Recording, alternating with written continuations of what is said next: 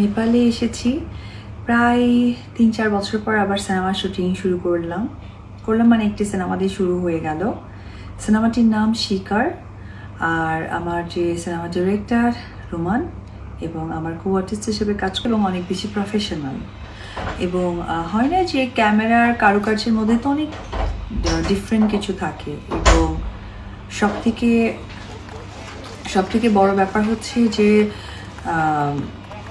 মানে আমাদের যে ডিরেক্টর, আমি কখনো ওর ডিরেকশনে কাজ করিনি, তো ওর কাজগুলো আমার কাছে অনেক ভালো লাগছে এবং মানে যেহেতু আমার অনেক বছরের কাজের এক্সপিরিয়েন্স, সেখান থেকে ওভারঅল খুবই ভালো লাগে। হ্যাঁ, প্রথমত বাংলাদেশের সিনেমা থেকেই আমার অস্তিত্ব গড়ে উঠেছে, একজন অপবিশ্বাস হয়েছি, কিন্তু মানুষ তো দিনের দিন সব কিছু চেঞ্জ হয়, ভালো মন্দ প্রকাশ পায় এবং নতুনত্ব দেখে।